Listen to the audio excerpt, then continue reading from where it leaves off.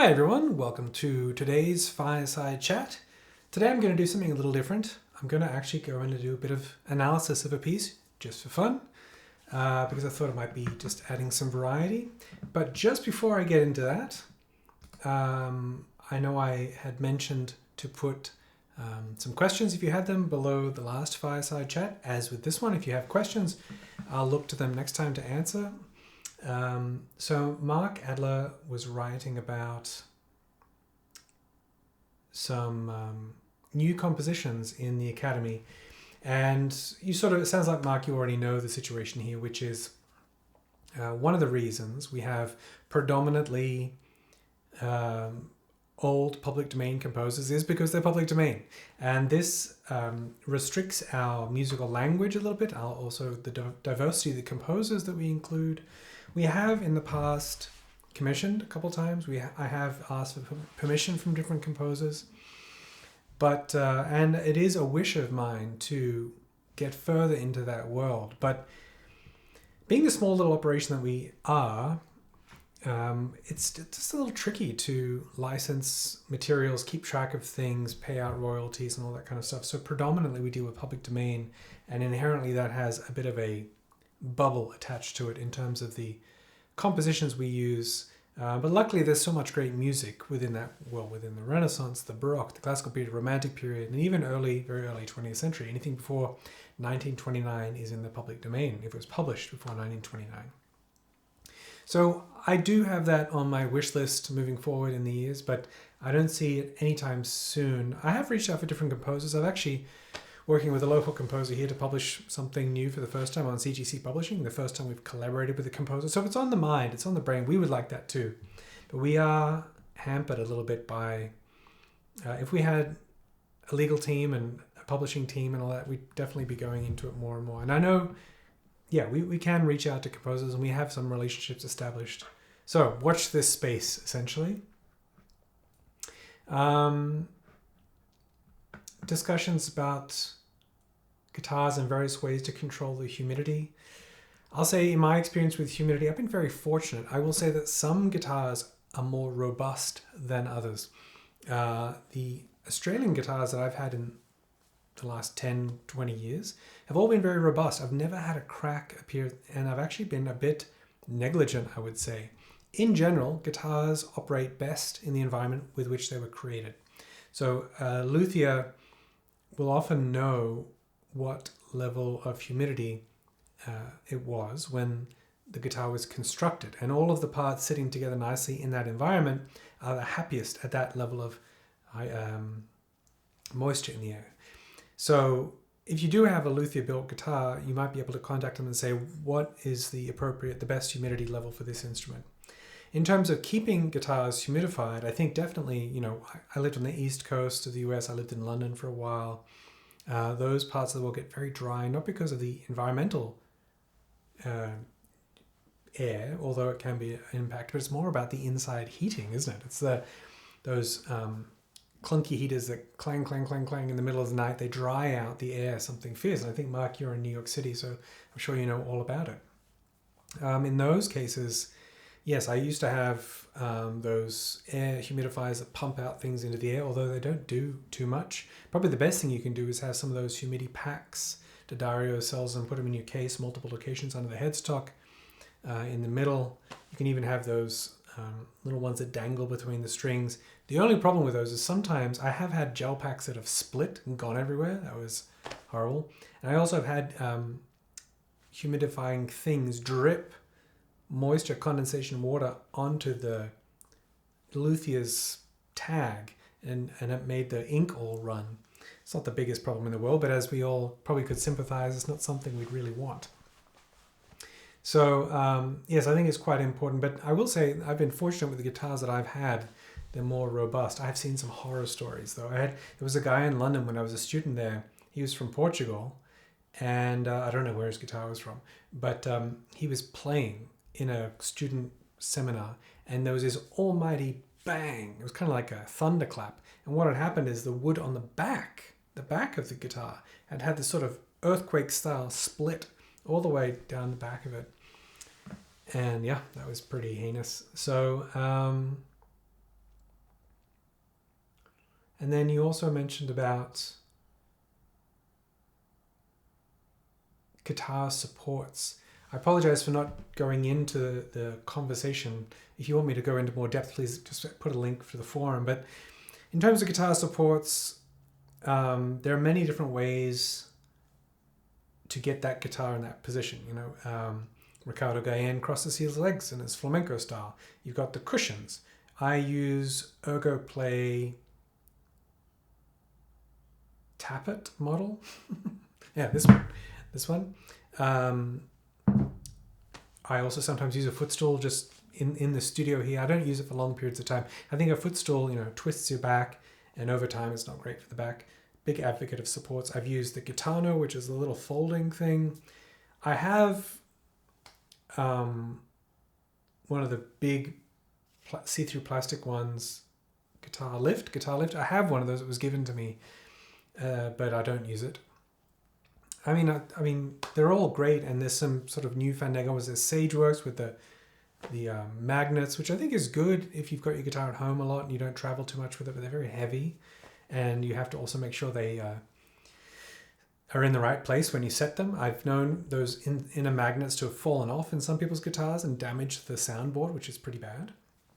For me, I'm not very precious about guitars, so yes, these suction cups and things damage the finish. Gary's guitar is a French polish, so it damages the finish a little bit. And the annoying thing about them is if you've used them for years, they come unstuck very easily because the finish starts to wear off and it loses that suction. But basically, whatever works for you is a good solution. All we need is to get the body in a nice ergonomic position so for sustainable learning and playing, and have the guitar in that playing position where it raises the neck and also gets the guitar up on the body. Some people doing exams, and it's all been going really well. There's some people that pass with flying colors, some people that pass with sort of a question mark of is it a good idea to move forward, or should we consolidate before moving forward? And there's some people that are asked to sort of, you know, stay perhaps and really work on a certain aspect of playing that's important to move forward. I have to admit it's kind of difficult for us as teachers and as individuals to request that of someone, because we know how much effort people put into these exams. But in the long run, I think it's honesty is the most helpful thing we can do as teachers. Although, you know, you always have to reflect on the humanity coming from both sides. We understand the stress and the effort put into these exams and how it sort of can be intimidating. And also know that we want you to do well and we respect your efforts. And the efforts, when people put in a lot of effort, it's so evident, so clear, and we very much appreciate it. And so that makes it even harder to say, look, I think we should probably stay and consolidate some effort, some parts of the technique.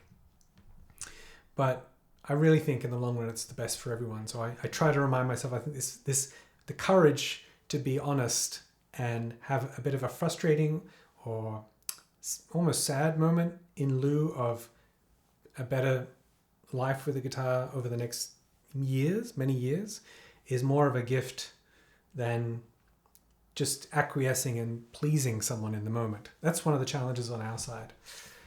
Matt had a question about pulse, not rhythm, not musicianship, not tempo, just maintaining the pulse in a piece. A lot of repertoire is waltzy kind of stuff, and I find I'm really stiff when it comes to these pieces. How do I loosen up? And do we have any lessons specifically on how to find, feel, and maintain the pulse of a piece? So in terms of lessons, you can go to the very first lesson in grade 1. It's about counting in. And in that, I talk about movement and breathing, definitely movement. So I will say that one of the things that helped me, albeit specifically with rhythm, was very helpful with pulse, is walking and doing rhythms on your body, tapping on your legs, on your thigh, what have you. Is a really great way to establish that sense of pulse, because your body, with that inertia and the big muscles moving, the pulse remains more constant and is easier to feel that pulse. And then you do the rhythms on top. Whereas when we do fine motor skills on the guitar, very easy for rhythms to go astray and pulse to be lost. But probably the biggest thing for you, Matt, I chuckle because I imagine you or I doing this in our living room, dancing. You said, you know, waltz, a lot of waltzy stuff. Sure, there are a lot of waltzes in the classical period and whatnot, but many other types of dance as well. But if you're feeling really stiff, especially with a waltz, don't even worry about the steps, or you can go on YouTube and find the very basic waltz steps: left forward, right across. It doesn't be like a box step. It doesn't have to be anything, but just the feeling of swaying. So, for example, in a class at the Sydney Summer School a few months back, there was a young man playing Valse Number 4 by Barrios. Biam bam diddlum, da diddlum, like he had very fast fingers, and as young players often want to do, he played very fast. And so I said to a classical guitarist here in Sydney, I said, Judy, come and dance with me. And I asked this young guitarist to accompany us dancing. And I said, you need to watch us and you need to wait for our bodies to move, because our bodies can't go, we can't move like the way you're playing. So we have the introduction, we walk to each other, would you like to dance? Yum bum bum bum bum bum bum. With that swaying of dance, it's much harder to distort the pulse. Very easy in the fingers to do it. But once you're moving, it's hard to go, hard to do that, right? It takes a lot of effort. But the swaying, boom, da, da, boom, much easier to be more like a metronome. So what I suggest, Matt, is whatever works for you, do a bit of dancing. Sing the melodies. If you've got a waltz, you might be doing a grade 7 stuff. So bagatelle 2, boom ja, boom ja, boom da da da da, boom da da da da, boom da da da da. Like move with the music, sing it. All of those are much faster at getting to those problems than your fingers are. So access it through voice and body movement first. All right, and thank you everyone I'm a bit shy about reading out compliments and things, and but I always take it to heart, and I appreciate the kind words a lot of you say about the academy and people that work here, and your experience. It makes it all worth it. So thank you for the kind words. Now I promised, or I alluded to the fact that I might just do a little bit of score analysis. I just thought it might be a bit fun. So I've just duplicated here we go. That looks about right. I've duplicated a PDF of the Easy Classical Guitar Volume 1, which, as many of you know, is freely available. classicalguitarcorner.com/easy. And you can get a PDF copy either replete with tab or just a notation. And this is on page 26. I just sort of picked one that had a couple of things I can talk about. I'm not sure if I'll go through the whole piece, but just for fun, just to pique your interest in analysis and harmony, let's dive into a couple of things. So, if we're meeting this piece for the first time, let's use our START acronym that we encountered doing. Where's my tool set? There it is. Okay. Is that good enough? Sorry, I'm setting myself up here. That's pretty good. And how about nice color? Perfect. Okay. So START is an acronym we use for sight reading, actually. S for signature, being key signature. We don't have any sharps or flats. Now, normally that will allude to one of two key signatures. Either C major, which has no sharps or flats in the key signature, or A minor, which is the relative minor of C major. Relative minor means that it's related. They share, the natural minor scale of A minor shares the same notes as the major scale, C major. It just starts on A instead of C. C major is C, D, E, F, G, A, B, C. A natural minor is A, B, C, D, E, F, G, A. Very rarely do we play pieces in A natural minor. Usually it's a harmonic minor, which will feature the G sharp, a raised 7th degree, and that's exactly what we find here. So that little G sharp actually is a bit of a giveaway from the get-go. So if we're deciding between two keys, for S for signature, it's a good idea to look at the beginning, what happens at the beginning. even just that bass note there is going to give you a clue. We've got an A in the bass. And at the end, A. So even without anything else, we can be pretty certain this is an A minor. So signature, we're in A minor. T for time signature, we are in 3/4.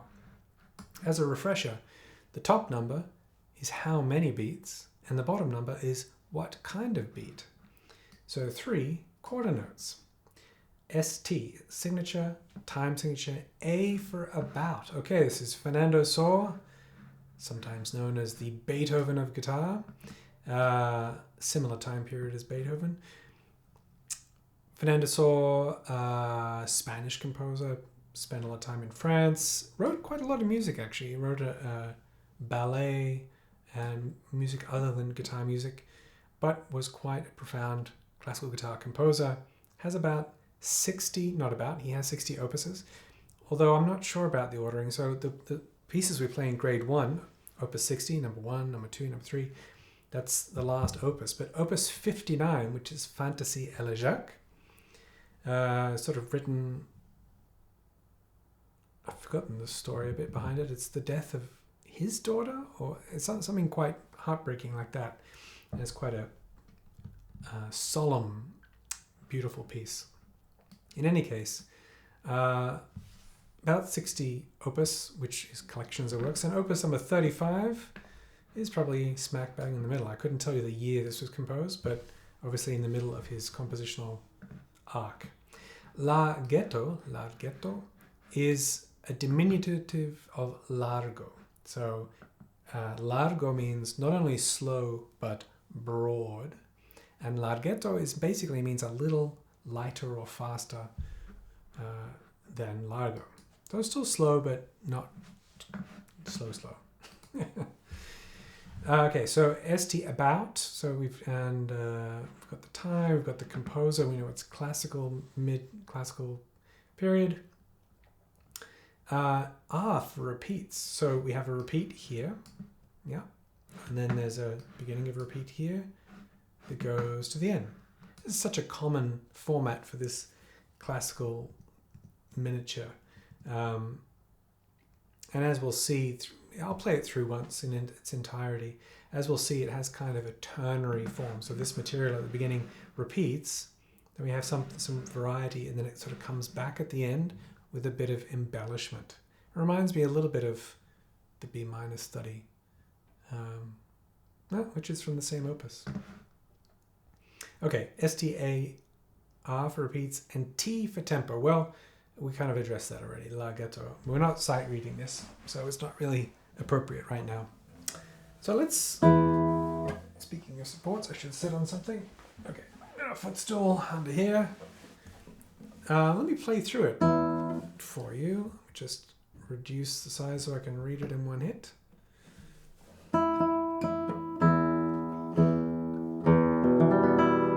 Okay, so it starts with an anacrusis.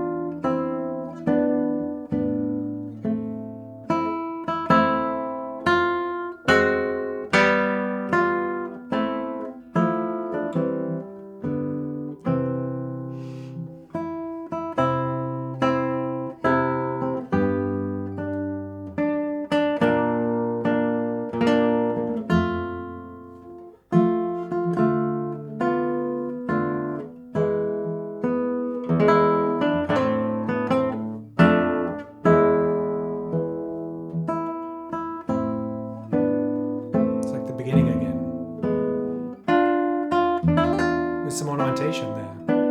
Now here it changes.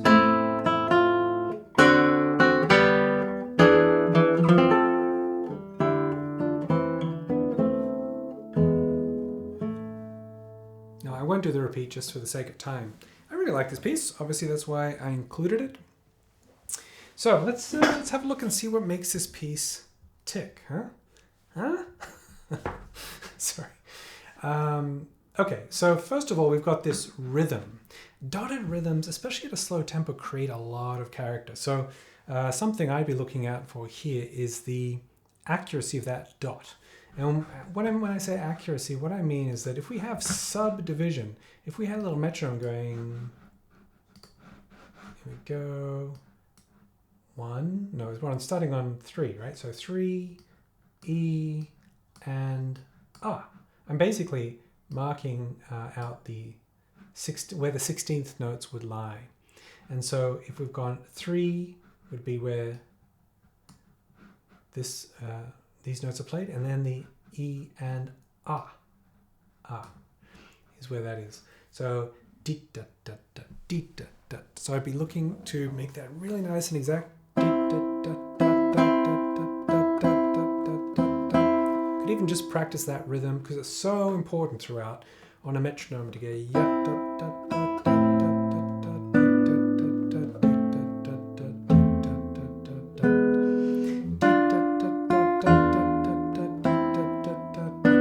kind of thing. What often happens with dotted rhythms is they turn into triplets because we get a little lazy with the execution and they sound like this.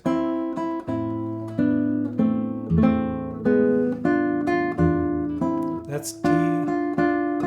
That's a triplet. Got more of a bom, ba, bom.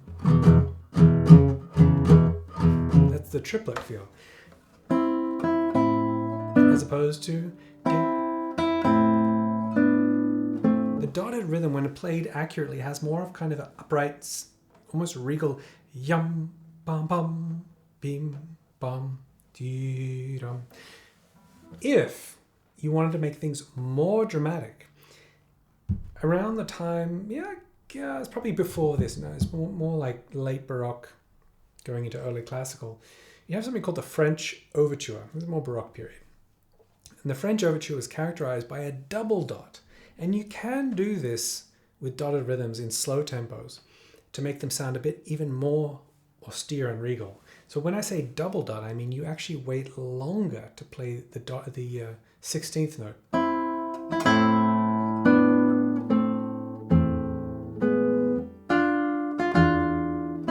Da-dum, it makes it more dramatic. I don't know if it suits this piece exactly, but sometimes you can experiment with double dotting, which would look on the page just like this. There'd just be another dot there instead of just the one. It's not a good dot. Can we make a better dot?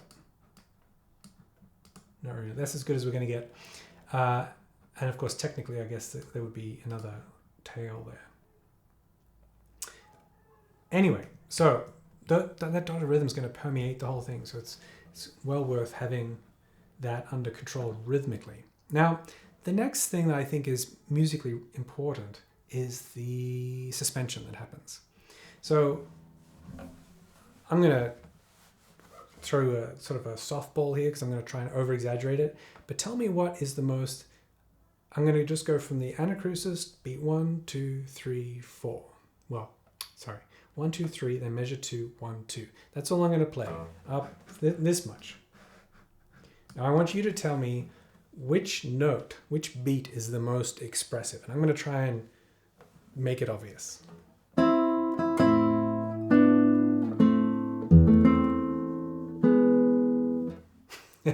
Now for me, the most expressive components in there are, we've got the dotted rhythm is quite expressive, but this here, this A and C over an E, what's happening here is a suspension. Now, I've been meaning forever to do a lesson on this in theory, but we're going to talk about it right now.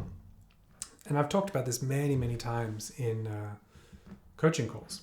So what a suspension is the harmony here. Well, let's start with the harmony back here. We've got an A, a C, and an E. Right? That makes A minor. It's not the best writing software. And then we have some passing notes here, so we sort of ignore those. We've got another A and a C and an A, so it's all A minor. Great. Here we have an E in the bass, and then we have a G sharp here and a B. That makes the harmony E major. And if that D is there, it's even E7. Got E. Okay. We'll call it E7. We'll include that D, right? So it's basically going, if anyone's followed the theory courses or Nikki's cadences, it's gone 1, 5, 7. Very, very common for this kind of music. But what happens here is we've had the A and the C in beat 3, where it belongs, because it's all part of the A minor chord, A, C, E. We then play it again over the E. Now it's not, well, I won't get into that, I don't want to complicate the matter, but basically this harmony that lives in this measure is a different harmony that doesn't have the C and the A in it. So there's a tension created right at this moment where we have notes that don't belong and they need to resolve to notes that do belong. So they're suspended from the previous measures. They're I've got too many lines going on. They're suspended from here over to here. So a suspension always has 3 parts. We have a preparation. Oh gosh. We have a suspension. Oh gosh, sorry, it's the program's getting annoyed with me. Preparation here, suspension here, and then a resolution down to the notes that are part of the harmony. You can kind of hear it. Once you start getting suspensions in a familiar context, it becomes obvious again and again. Now, look, I'll play from here, and it's no big surprise another one happens. Can you hear it?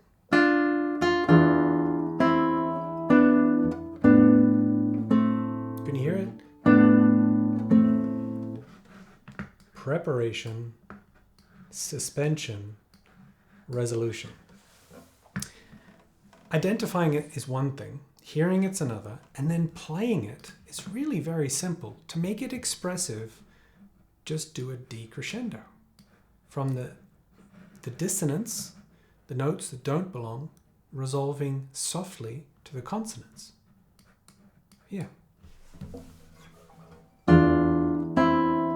Preparation. I might even roll the chord to make it more exaggerated. Then soft. Not this.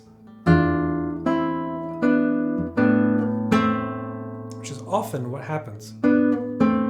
Here we have a bit of a shift, 1, 2, 1, 2, and because we're moving our left hand, there's a tendency to accent that. So, G, dum. That's a really important part. Sorry, I'm getting all messy with all my lines everywhere. It's probably getting confusing. So, we've got the dotted rhythm. We've got suspensions. Now, there's a third element in this piece that has some real musical interest. Let me play from measure 5.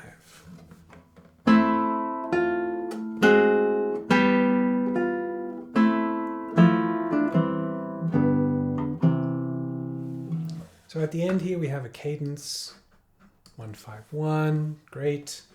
This is an inversion for those of you playing at home. But what's interesting, I think, is measure 5, E in the top, F. You know, like, what's it called? Stank face? The guitarists make this face. This is the chord to make that face. Right here. That's the reason we're making that face is dissonance. A minor, putting an F, which is not that dissonant, but then... Now, it doesn't matter really what this harmony is. What's important is the chromatic movement of the notes.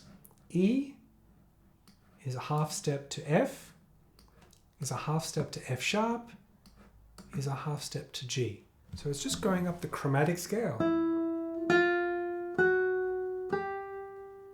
And in the lower voice, it's going A, half step down to A flat, half step down to G. When voices diverge like this, it's called contrary motion.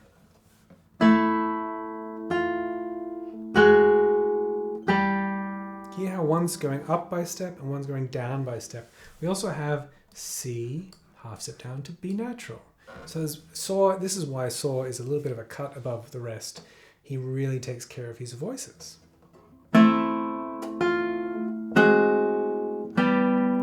Ooh, take a breath.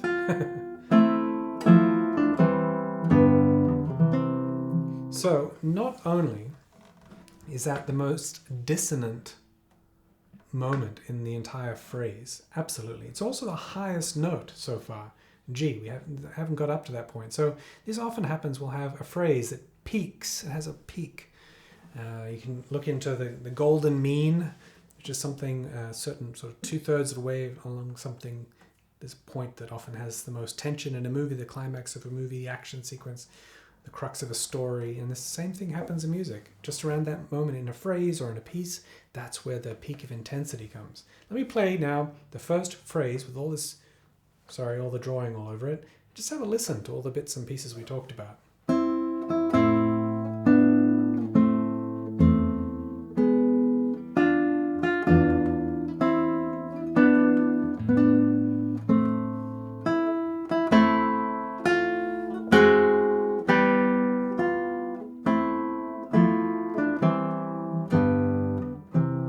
Beautiful, isn't it? I don't know if you can hear a buzzing. There's a little wasp trying to make a nest outside my window. I'll have to do something about that. Anyway, I don't want to go on too long because this isn't a formal lesson. What are we up to? 30 minutes? Crikey. Okay, so what you'll often find in the second part of a piece is the composer will develop the ideas that have already been present. So the present ideas include dotted rhythm, they include suspension, they include chromaticism. So, but what I want to do, and you can maybe have a go through that second section on your own to find those things, what happens there. But what I want to do is show you what happens in the end. This is for such a small piece, such a masterful thing. So we start up what we very loosely might call a recapitulation, where we bring the original material back, but we go somewhere else. And let's see what happens.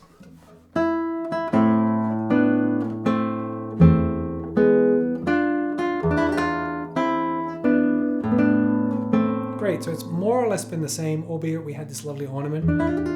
At 19, there's that suspension. Now.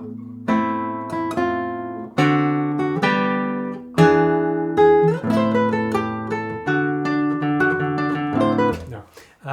It's a similar progression. No, actually, so we go A minor, here. There's that F that we had before. I mean, now we're going... changing harmony, D7, which has that F sharp in the top. Just watch the top line goes to G. Now we go to G sharp. Now we go to A. Now, that's beautiful, gives me chills actually. There's a couple of interesting things. So we've got this chromatic line, we talked about chromaticism. This is taking it as far as it will go in this piece. E, F, F sharp, G, G sharp, which is further than we've gone before. We get A now. Here, the highest note of the entire piece. Not only that, we've had... I don't want to get too theory-ish, but basically it's sort of a... Just go with me. If it doesn't make sense to you, don't worry about it. It's essentially a 5-1 and then another 5-1 in different keys. But this... think of circle of fifths perhaps, but there's another thing happening here. So like that's why it's what is it called, classical gas. You can just keep it going.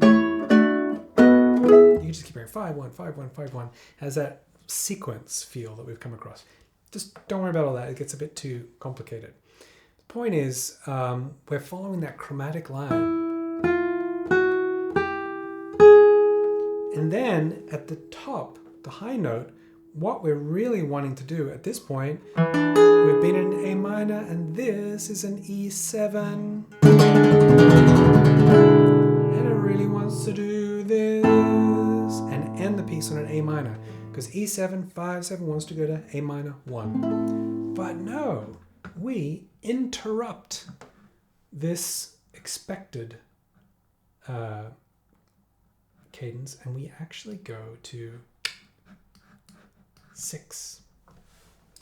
This is called a deceptive cadence, or interrupted. I sometimes get the names of these a bit incorrect. I apologize. Nikki's the one to go to for this. But the point is, the whole point, the naming is secondary. The point is that we're expecting something and we don't get it. We get a surprise. We're expecting A minor. Great. But no, we go da. Whew. And that's such a beautiful sound. F major. We get F major, which in the key of A minor is a 6 chord, a major 6 chord. And then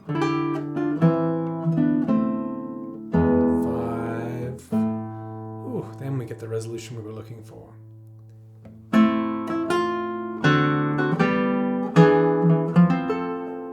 So musically, you could crescendo to that point. You could probably hang on that chord a little bit. Or you could do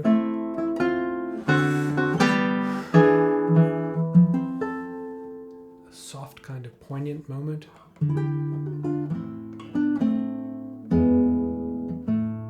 But it builds in that chromaticism. It's got that dotted rhythm. Yeah, it's kind of a little bit of a stroke of genius.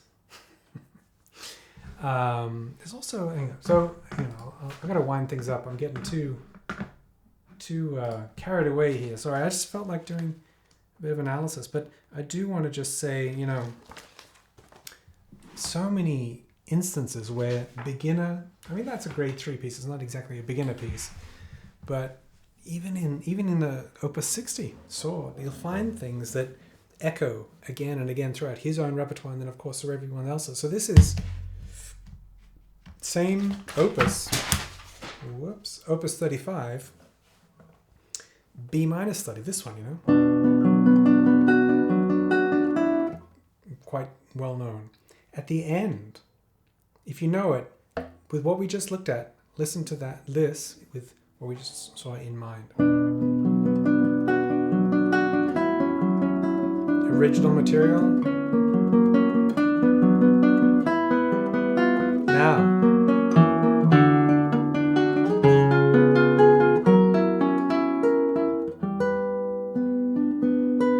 That chord, does that ring a bell? What we did before was we had, and this one we had.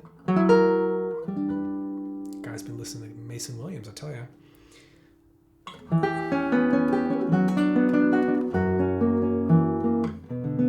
What I'm saying is it's the same harmonic tool or progression, so to speak.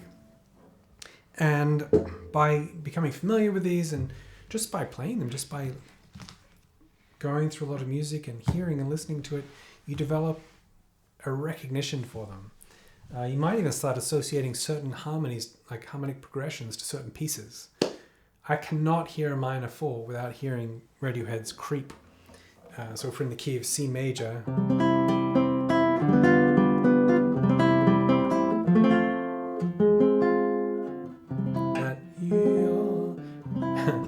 Creep. Minor 4 is one of my favorite chords.